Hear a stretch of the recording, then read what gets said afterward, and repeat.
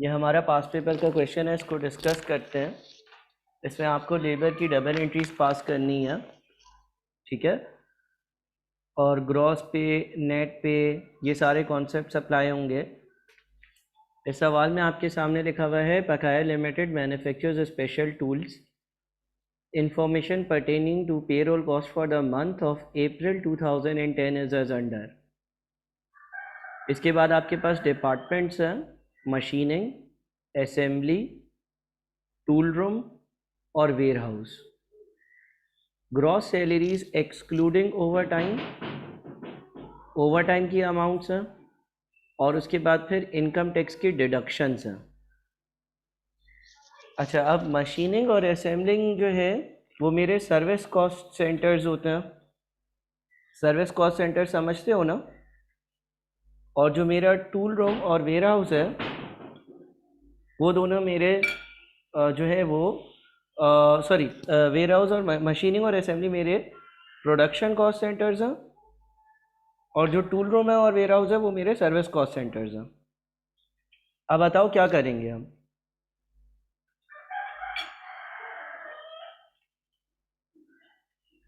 अगर हम आगे रीड करते हैं सवाल को, तो सवाल में लिखा हुआ है 35 paid leaves are allowed per year including annual, casual and sick leaves. 35 paid leaves मिलती हैं पूरे साल में। पेड लीव्स का मतलब ये है कि आप काम नहीं करते हो और आपके पैसे डिडक्ट भी नहीं होते, छुट्टी पे होते हो। Annual bonus equal to 1 month salary is paid in June. पूरे साल में एक बोनस दिया जाता है। The company maintains a contributory provident fund in which 8.33% of the monthly salary is contributed by the employer as well as the employee. During April 2010, the employees availed leaves that cost rupees 85,000. Advances paid and recovered during the month amounted to rupees 17,000 and rupees 28,000 respectively. The company follows a policy of accruing bonus and paid leaves on a monthly basis. Prepare journal entries to record the payroll and its disbursements, 12 marks. ठीक है, इसमें कोई मसला? I hope कि आप लोगों ने मेरे साथ साथ एक बार क्वेश्चन को अच्छे से रीड किया होगा। सही है?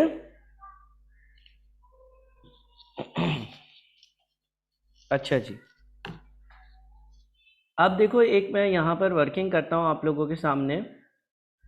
मशीनिंग, असेंबली, टूल रूम और स्टोर। अच्छा, इनकी अमाउंट्स जो लिखी हुई हैं, ग्रॉस सैलरी, ओवर टाइम,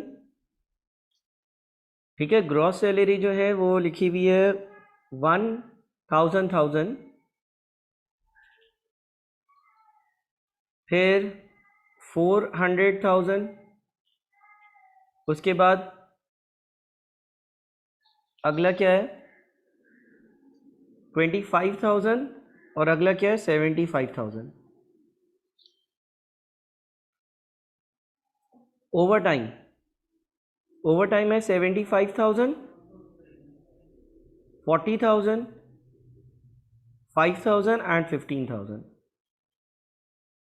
ठीक है, इन दोनों को अगर हम ऐड कर दें तो ये टोटल्स हमारे पास ये तो दिए हुए हैं। अच्छा, अब ये जो एम्प्लॉयर्स पॉइंट नंबर 2 में लिखा हुआ है the company maintains a contributory provident fund in which 8.33% of the monthly salary is contributed by the employer as well as the employee. इसका क्या मतलब होता है? इसका क्या मतलब होता है? आप लोगों ने लेबर के जो बेसिक लेक्चर्स देखे होंगे उसमें आप लोगों ने इसका मतलब समझा होगा। जो पैसे एम्प्लॉयर कंट्रीब्यूट करता है, जो पैसे एम्प्लॉय कंट्रीब्यूट करता है, क्या होते हैं वो?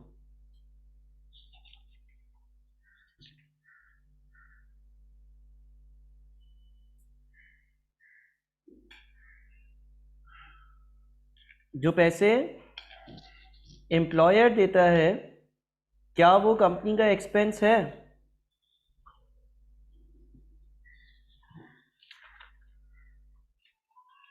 ठीक है, तो एम्प्लॉयर कितने पैसे दे रहा है?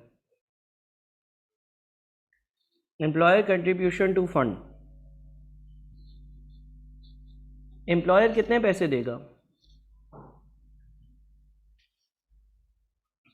इस चीज का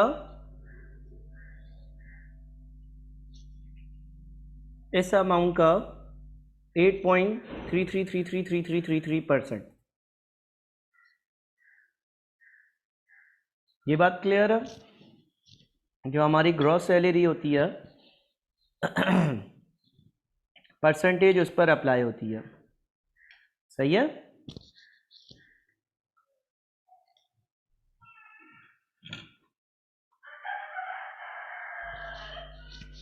इसी तरह से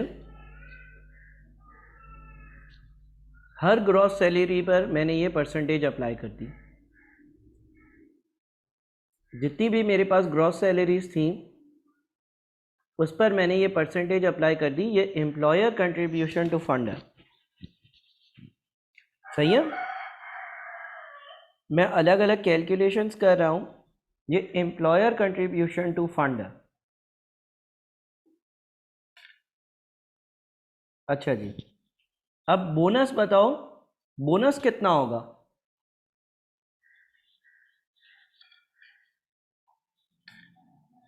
बोनस की अमाउंट ज़रा बताओ कितनी होगी?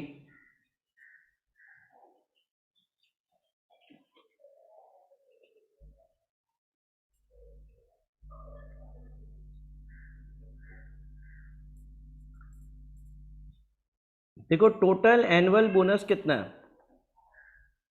टोटल एनुअल बोनस कितना होगा?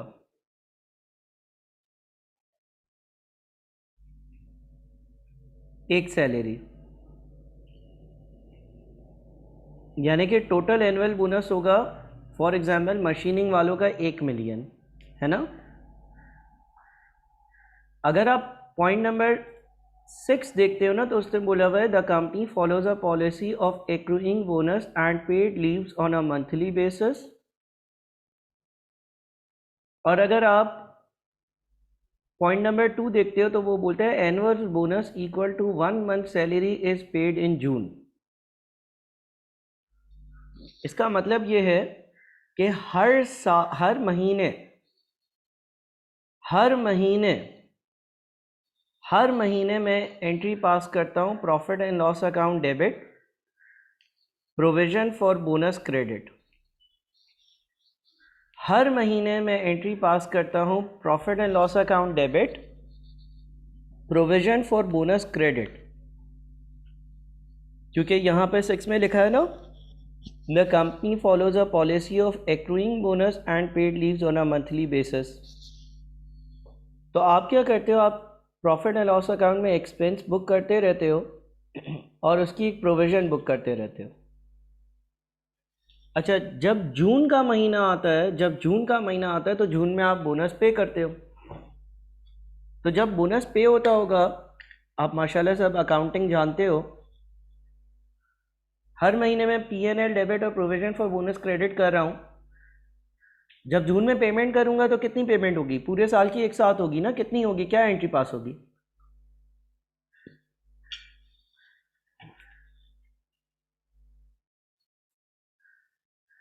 जब जून में मैं पेमेंट करूंगा प्रोविजन फॉर बोनस डेबिट और कैश क्रेडिट। देखो, ये टोटल बोनस है एक साल का। तो हर महीने 12 से डिवाइड किया, हर महीने ये अमाउंट आ रहा है ना, इसकी मैं प्रोविज़न बनाऊंगा। ठीक है, अब ये एक अकाउंटिंग का कॉन्सेप्ट है। आप क्या करोगे कि हर महीने आप इतने ही अमाउंट की एक प्रोविज़न बनाओगे। पूरे साल में ये बोनस देना था ना, लेकिन पॉइंट नंबर 6 कहता है the company follows a policy of accruing bonus and paid leaves on a monthly basis. तो इसका मतलब ये है कि हर महीने एंट्री पास होगी, profit and loss account debit, provision for bonus credit, profit and loss account debit, provision for bonus credit. बात समझ रहे हो?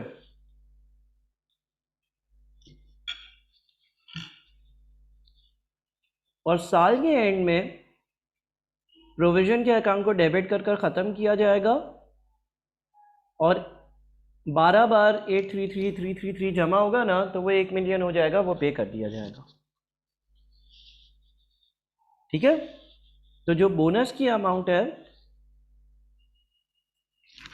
वो इसको 12 से डिवाइड किया।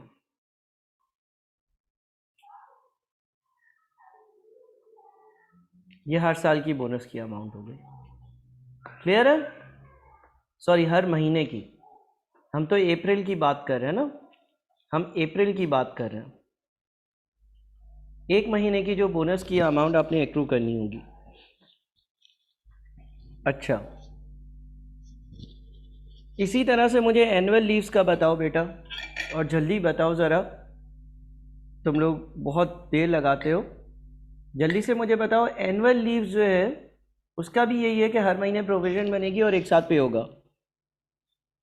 तो एनुअल लीव्स का क्या अमाउंट बनता है?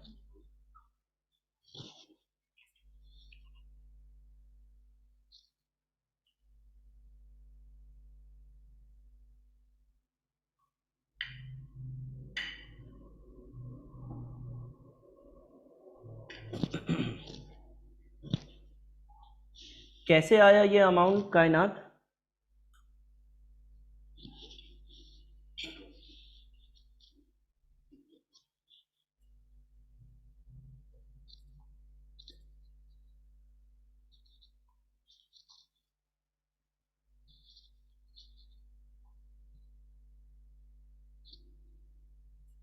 देखो, 85,000 तो पेमेंट हुई है,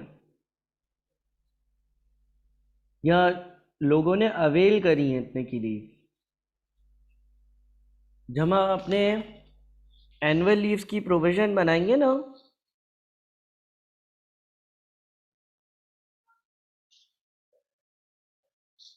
तो ये जो तनख्वाह है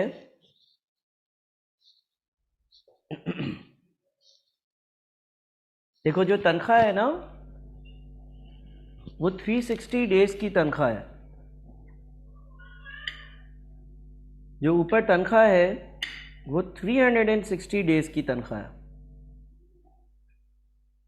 तो हम 360 से डिवाइड करेंगे, एक महीने की तनख्वाह आएगी, और उसको 35 से मल्टीप्लाई करेंगे, क्योंकि जो बोनस है, जो लीव्स की पेमेंट है, वो 35 दिनों के बराबर है।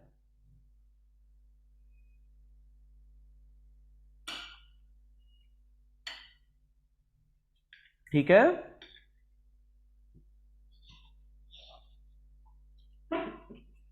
आई होप कि आप लोग ये कॉपी भी कर रहे हो।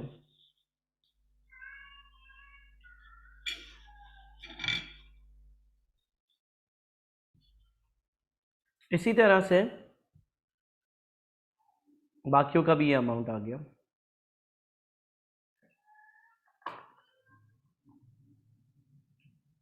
अच्छा जी, तो इन तीन का एडिशन यहाँ लिख लेते हैं, और अब हम क्या करते हैं, अब हम इसमें से इसको ऐड करते हैं।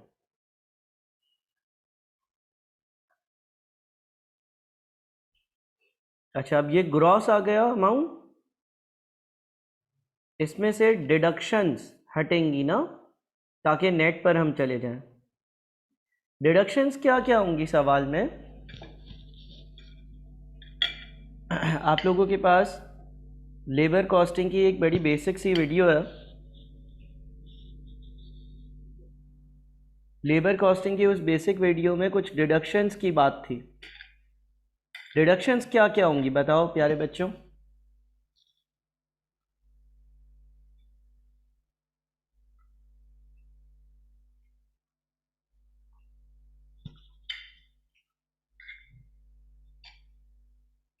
ग्रॉस सैलरी में दो मेजर कंपोनेंट्स मैंने बताए थे जिनकी डिडक्शन होती है। क्या थे वो दो मेजर कंपोनेंट्स?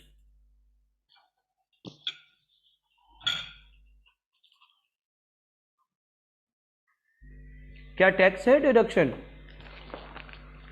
क्या टैक्स डिडक्शन है? और क्या है?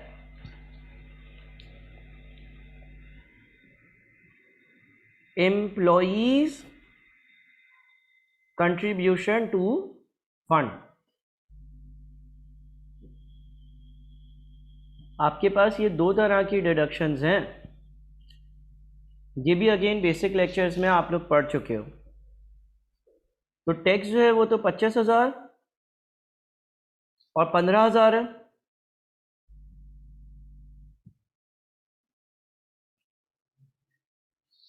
और एम्प्लॉयज कंट्रीब्यूशन टू फंड कितना होगा? इस अमाउंट का 8.333333%।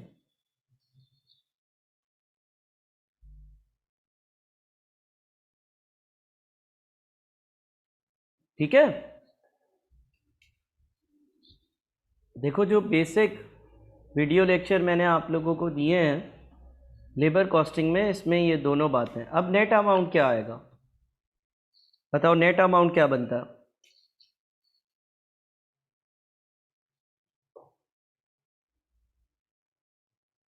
ये हमारा ग्रॉस है ना, इसमें से इसको माइनस किया, इस तरह से ये सारे नेट अमाउंट्स आ गए। ठीक है, ये मेरे नेट अमाउंट्स है फाइनल।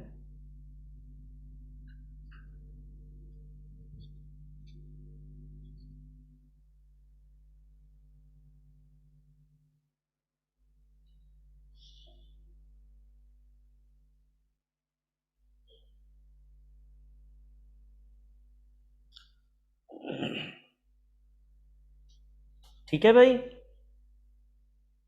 इस वर्किंग में कोई मसला है तो मुझे बताओ, और जल्दी बताओ। प्यारे बच्चों, इस वर्किंग में कोई मसला है तो मुझे बता दो।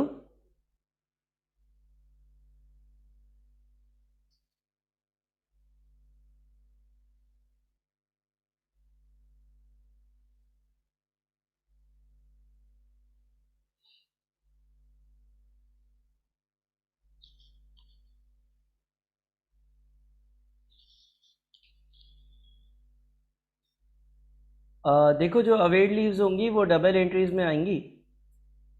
अभी हमें इसकी डबल एंट्रीज भी बतानी है।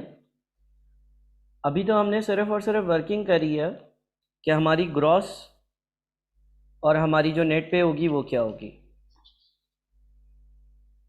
ठीक है।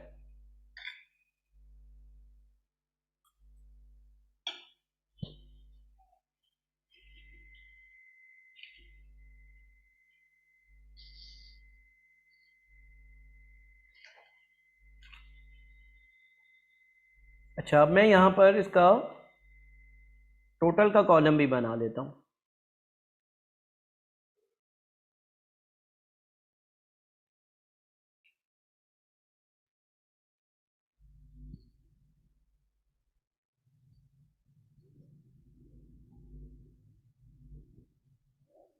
एंट्री नंबर 1, ये डबल एंट्रीज आप लोग साथ साथ लिखते जाइएगा प्लीज़।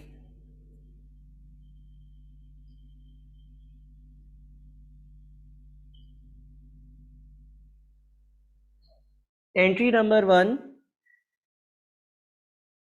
जो ग्रॉस से पास होगी वो होगी पेरोल एक्सपेंस डेबिट। देखो ये पेरोल का टोटल ग्रॉस एक्सपेंस है, सही है। पेरोल एक्सपेंस डेबिट, ये जो ग्रॉस एक्सपेंस का टोटल आ रहा था ना, पेरोल एक्सपेंस डेबिट, सही है, पेरोल एक्सपेंस डेबिट, सही है।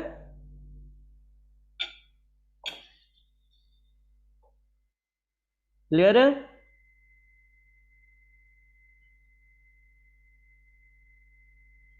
और इसमें है क्या क्या? इसमें प्रोविजन फॉर बोनस है, प्रोविजन फॉर बोनस क्रेडिट 12,500, इसमें प्रोविजन फॉर एनुअल लीव्स है, प्रोविजन फॉर एनुअल लीव्स का अकाउंट क्रेडिट 145,833.3,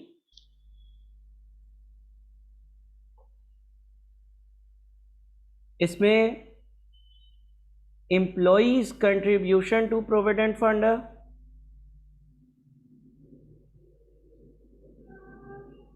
वो क्रेडिट हो जाएगा 125,000, सॉरी दोनों का आएगा ना, दोनों का आएगा, तो दोनों का जो टोटल होगा, एम्प्लॉई और एम्प्लॉयर का टोटल जो होगा वो ये वाला अमाउंट और ये वाला अमाउंट, ठीक है। ये सारा का सारा, नहीं हम पूरे ईयर की नहीं कर रहे, हमने जो प्रोविजन बनाई है ना वो एक ही महीने की बनाई है,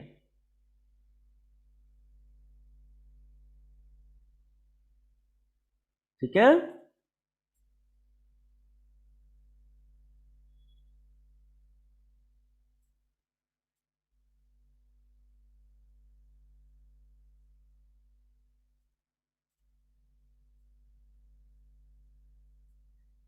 देखो इसमें क्या इस बात में कंफ्यूजन हो रही है कि ये मैंने 360 से डिवाइड कर 35 से क्यों मल्टीप्लाई किया? इसको ज़रा क्लियर करता हूँ। देखो ये सैलरी कितने टाइम की है? एक महीने की है ना,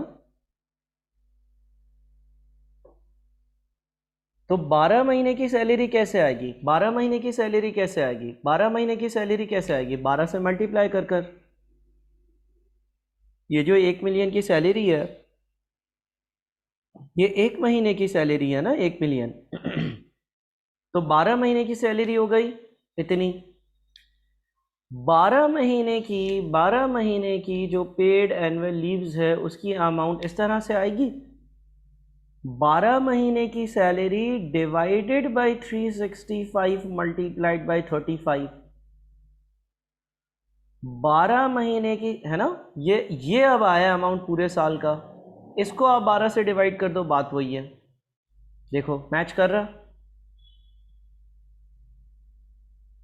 क्योंकि मैंने ये फॉर्मूला मंथ की सैलरी पर अप्लाई किया था तो मुझे बाद में 12 से डिवाइड नहीं करना पड़ा, लेकिन आप पूरे साल की सैलरी कैलकुलेट करो तो 12 से मल्टीप्लाई करो, फिर उसको आप 360 से डिवाइड और 35 से मल्टीप्लाई करो तो साल का अमाउंट आया, और फिर उसको 12 से डिवाइड करो तो बात एक ही होगी, ठीक है भाई। अच्छा दूसरा, इनकम टैक्स पेएबल।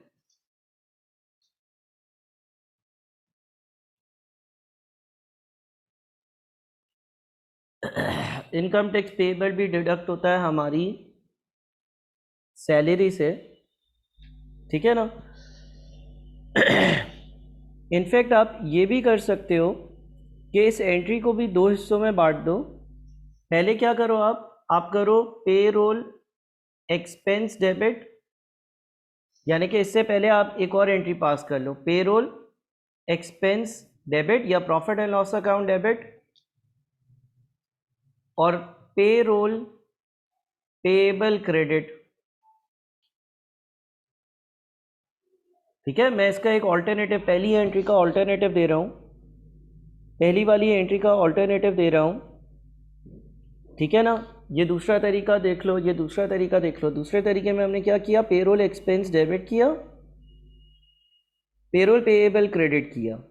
चलो ये तरीका हो सकता है कि किसी किसी को मुश्किल लग रहा हो, इसमें अभी और अमाउंट भी आनी है पेमेंट की, एक्रूड की, ये हटाता हूँ मैं एक काम कर रहा हूँ, एक और तरह से एंट्रीज पास कर रहा हूँ, ज़रा इसको देख लेना। पेरोल एक्सपेंस डेबिट, सुनो, पेरोल एक्सपेंस डेबिट ग्रॉस से, और payroll payable, payroll payable credit पूरे अमाउंट से। ये क्या किया मैंने, to record expense for the year, ये expense for the year record कर लिया। अब आप पेरोल पेएबल को डेबिट करो, पेरोल पेएबल को डेबिट करो, पेरोल पेएबल को डेबिट करो, और इसमें से जितनी भी डिडक्शंस है वो हटा लो। कुछ अमाउंट प्रोविज़न फॉर बोनस में जानी है, कुछ अमाउंट प्रोविज़न फॉर बोनस में जानी है, कुछ अमाउंट जो है प्रोविज़न फॉर एनुअल लीव्स में जानी है, कुछ अमाउंट जो है वो प्रोविज़न फॉर एनुअल लीव्स में जानी है। ठीक है, कुछ जो है वो प्रोविज़न वो कंट्रीब्यूशन फंड में जानी है। कंट्रीब्यूशन फंड में कितनी अमाउंट जानी है, ये वाली अमाउंट भी जानी है और ये वाली अमाउंट भी जानी है, दोनों अमाउंट्स जाएंगी। ठीक है, इसके बाद income tax payable, income tax payable, income tax payable में क्या अमाउंट जाएगी, इनकम टैक्स पेएबल में जो है वो 40,000 रुपये जाएंगे। ठीक है, पेरोल पेएबल को आपने डेबिट किया, अच्छा ये पूरे अमाउंट से डेबिट नहीं होगा, एक मिनट, ये 4 चीज़ें हैं ना।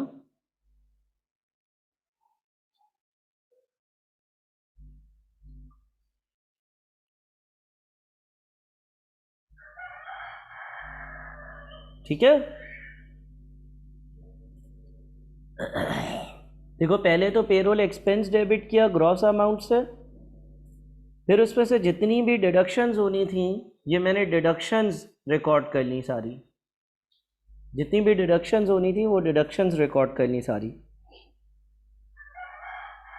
आपका जो पेरोल पेएबल का अकाउंट होगा, अगर वो अकाउंट भी मैं बना दूं, आपका जो पेरोल पेएबल का अकाउंट होगा अगर वो अकाउंट भी मैं बना दूं, पहले पेरोल एक्सपेंस डेबिट हुआ, पेरोल पेएबल क्रेडिट हुआ इस अमाउंट से, और फिर इसमें जो है वो मुख्तलिफ डिडक्शंस हुई, डिडक्शंस जो है उसकी अमाउंट ये है।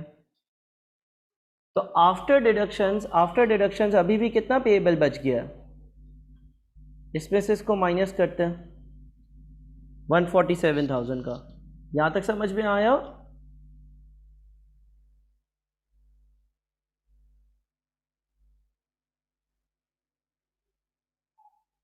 ठीक है, यहाँ तक समझ में आ गया।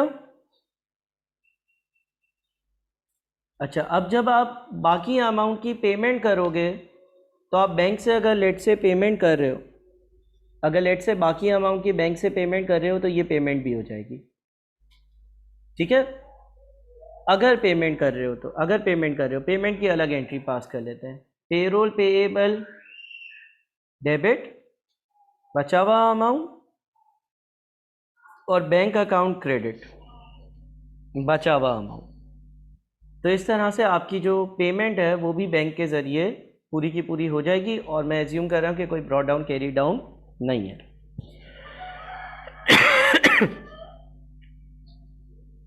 अच्छा, इसके अलावा भी कुछ पेमेंट्स हुई हैं, इसके अलावा भी कुछ पेमेंट्स हुई हैं। सर इसके अलावा क्या पेमेंट्स हुई हैं, इसके अलावा क्या पेमेंट्स हुई हैं? सवाल में ये लिखा हुआ था, सवाल में ये लिखा हुआ था कि during April 2010 the employees availed leaves that cost 85,000। During April 2010, the employees availed leaves that cost 85,000। यानी कि लोगों ने इतने रुपए की जो लीव्स हैं वो अवेल कर ली। ठीक है ना? अच्छा, ये पेड लीव्स थी। पेड लीव्स जैसे जैसे अवेल होती जाती हैं, पेड लीव्स जैसे जैसे अवेल होती जाती हैं तो उसके अगेंस्ट मैं पेमेंट रिकॉर्ड करता रहता हूँ और प्रोविज़न को कम करता रहता हूँ। यानी कि provision for availed leaves debit 85,000 और बैंक क्रेडिट 85,000। अच्छा, उसके बाद एक और चीज़ है, advances paid and recovered during the month amounted to 17,000 rupees and 28,000 rupees respectively. Advances paid and recovered during the month amounted to 17,000 rupees and 28,000 rupees respectively. Advances क्या होते हैं? कभी कभार आपके वर्कर्स आपसे एडवांस में पैसे मांग लेते हैं या पिछला एडवांस आपको पे कर रहे होते हैं। तो यहाँ पर एडवांसेस पेड 17,000 रुपये वर्कर्स ने मुझे पे किए हैं, सॉरी मैंने उनको पे किए हैं, एंड रिकवर्ड 28,000 रुपये उन्होंने मुझे वापस कर दिए हैं। तो इसकी एंट्री क्या पास होगी? जब मैं 17,000 रुपये का एडवांस दूंगा तो एडवांस टू एम्प्लॉयज़ मेरा एसेट होता है। Advance to employees debit, advance to employees मेरा एसेट होता है। एडवांस टू एम्प्लॉयज़ मेरा एसेट होता है। एडवांस टू एम्प्लॉयज़ डेबिट कितने दिए हैं? 17,000, और ऑब्वियसली मैं बैंक से पे करूंगा तो बैंक क्रेडिट 17,000। ठीक है, advance to employees debit 17,000, bank account credit 17,000। Advance to employees debit 17,000, bank account credit 17,000, ये मैंने एडवांस दिया है। अच्छा, 28,000 रुपये का एडवांस रिकवर भी हुआ है, यानी कि मैंने पहले कभी एडवांस दिया होगा वो मुझे उन्होंने वापस कर दिया, तो बैंक डेबिट और एडवांस टू एम्प्लॉयज़ क्रेडिट 28,000। ठीक है, जब वो पैसे उन्होंने मुझे वापस कर दिए तो ये एंट्री पास होगी। सही है। अच्छा, अगर मैं इनकम टैक्स अथॉरिटीज़ को पेमेंट कर रहा हूँ टैक्स की, तो जो मैंने ये प्रोविज़न क्रिएट की थी ना, इनकम टैक्स पेएबल 40,000 और payable to contribution fund 2.5 lakh, ये अगर दोनों पेमेंट्स करता हूँ तो payment to contribution fund debit होगा 2.5 लाख रुपए, इनकम टैक्स पेएबल डेबिट होगा 40,000 रुपये। ये दोनों अमाउंट्स अगर मैं पे कर देता हूँ, और ये बैंक अकाउंट जो है ना ये क्रेडिट होगा 290,000 से।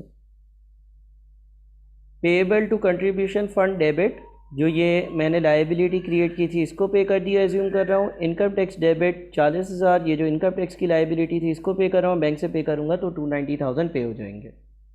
ये बात क्लियर है? फाइनली आखिरी एंट्री वो है हमारे डायरेक्ट और इनडायरेक्ट लेबर की कॉस्ट की एंट्री। देखो, जितने भी ये जो मशीनिंग डिपार्टमेंट है, मशीनिंग और असेंबली डिपार्टमेंट है ना, मशीनिंग और असेंबली डिपार्टमेंट, ये जो मशीनरी और असेंबली डिपार्टमेंट है, अगर मशीनरी और असेंबली डिपार्टमेंट के वर्कर्स को पैसे दिए जा रहे हैं, अगर मशीनरी और असेंबली डिपार्टमेंट के वर्कर्स को पैसे दिए जा रहे हैं तो वो मेरी डायरेक्ट कॉस्ट होती है। अगर मशीनिंग या असेंबली डिपार्टमेंट के वर्कर्स को पैसे दिए जा रहे हैं तो वो मेरी डायरेक्ट कॉस्ट होती है, अदरवाइज बाकी सारी इनडायरेक्ट कॉस्ट होती हैं। तो इस हिसाब से अगर देखा जाए तो इन चारों का एडिशन जो कि 1,515,000 बनता है, ये मेरा डायरेक्ट एक्सपेंस है। देखो, पेरोल का टोटल एक्सपेंस कितना था? टोटल था 2,030,833। इसमें से डायरेक्ट कितना है? यानी कि जो WIP में जाना चाहिए, जो प्रोसेस की कॉस्ट में डायरेक्टली जाना चाहिए, इसमें से डायरेक्ट कितना है? इसमें से डायरेक्ट इन चारों का एडिशन है, यानी कि 1515000। और इसमें से ओवरहेड्स कितने हैं? ओवरहेड्स बचे हुए सारे होते हैं, तो ओवरहेड्स इन दोनों का डिफरेंस यानी कि 515833.3 515833.3। तो इसका मतलब ये हो गया कि अगर आपको सवाल ये बोले ना कि ये जो पेरोल एक्सपेंस है, इस पेरोल एक्सपेंस को एक साथ डेबिट नहीं करो, बल्कि आप इसमें से ओवरहेड्स को अलग से और डायरेक्ट एक्सपेंसेस को जो WIP में जा रहा है अलग से डेबिट करो, तो ये जो पहली एंट्री है, ये जो पहली वाली एंट्री है, इसको ऐसे भी पास किया जा सकता है, WIP डेबिट इतना amount, overheads debit, factory overheads का जो अकाउंट होता है इतना अमाउंट, और पेरोल पेबल क्रेडिट, इन तो दोनों का टोटल अमाउंट। क्लियर है? ये जो पहली वाली एंट्री है इसको पास करने का ये भी एक तरीका है। अब मैं इस लेक्चर की रिकॉर्डिंग जो है वो अपलोड करता हूँ यूट्यूब पर, और अगर आप किसी पोर्टल पर हो तो उस पर काइंडली इसको दोबारा से एक बार देखकर और इन एंट्रीज़ को पास करो और थोड़ी सी अपनी प्रैक्टिस करो। जो बेसिक लेक्चर्स थे डबल एंट्री के हवाले से, सच एस डबल एंट्रीज़ जो लेबर की होती हैं, उसमें ग्रॉस और नेट क्या होता है और कैसे पास होती हैं, वो हम ऑलरेडी डिस्कस कर चुके हैं बेसिक से लेक्चर में। इस स्पेसिफ़िक जो आपका लेक्चर है उसका पर्पज़ ये था कि ये स्पेसिफ़िक जो पास पेपर है इसको मैं आप लोगों के साथ डिस्कस कर लूँ। तो आई होप कि ये आप लोगों को बातें समझ में आ गई हैं, करेक्ट?